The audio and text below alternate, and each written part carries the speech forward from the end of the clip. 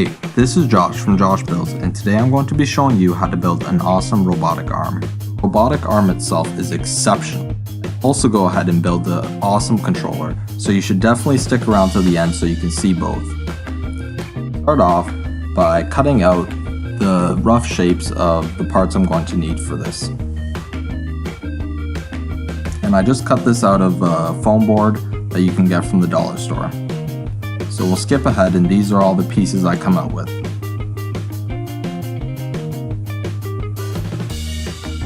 Now we're going to start at the base. The base is going to be powered by this little electric motor that I got. I'll leave a link in the description below. Now I'm going to go ahead and stick a small piece of straw and glue it into the base. This is going to be used as something to rotate our gear inside of.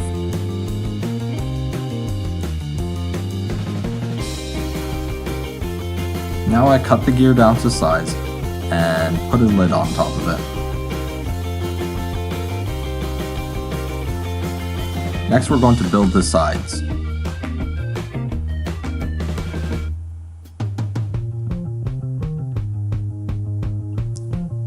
So we just go ahead and glue the sides on there, and that should secure the gear into place so it will always mesh with the motor now. Now I'm going to drop a top piece on top of it and glue it on top.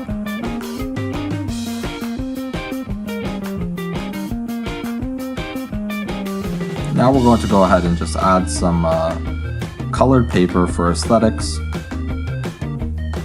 and we can go ahead and hook it up to a battery and test it out. And if you flip the battery around, you can see that it goes in the opposite direction as well. Now we're going to start building the part that does the rotating part of the arm, the up and down movement, I guess you could call it.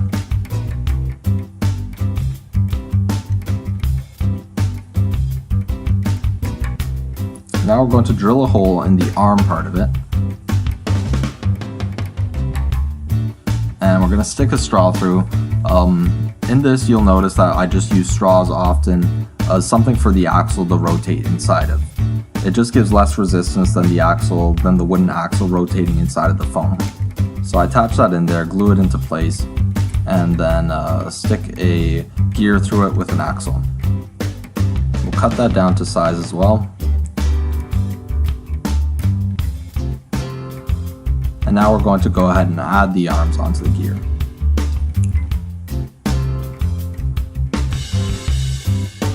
Now the arms aren't secured onto the axle, so we have to go ahead and glue both arms to the axle.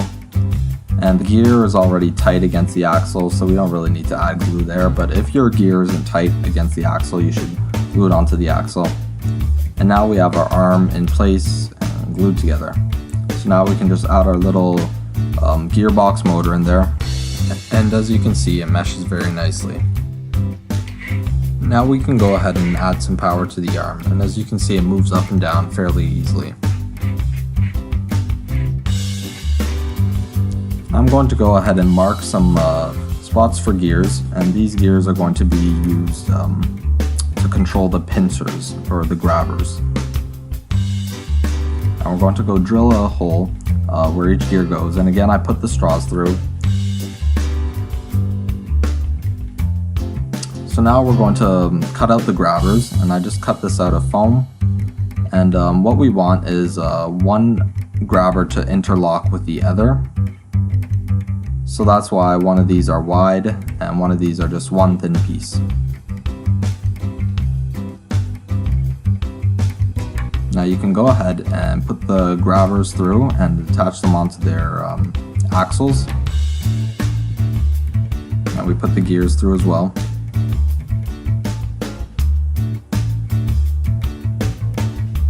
Now we have to go ahead and attach the grabbers onto the axles. So for that I just use some glue, and I use a toothpick just so I can get in that tight space. You should add some super glue to that too maybe, and as you can see, it meshes very nicely. Now we just have to cut out a slot to put the motor in there.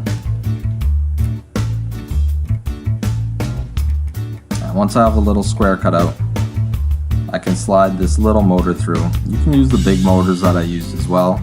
It's just the big motor takes up more space. It would have to sit on top and look kind of ugly. So the small one still works well. It's another gearbox motor, so I just use that instead. Now we're moving on to making the remote. So to start off, I just get a thumbtack and I wrap a wire around it.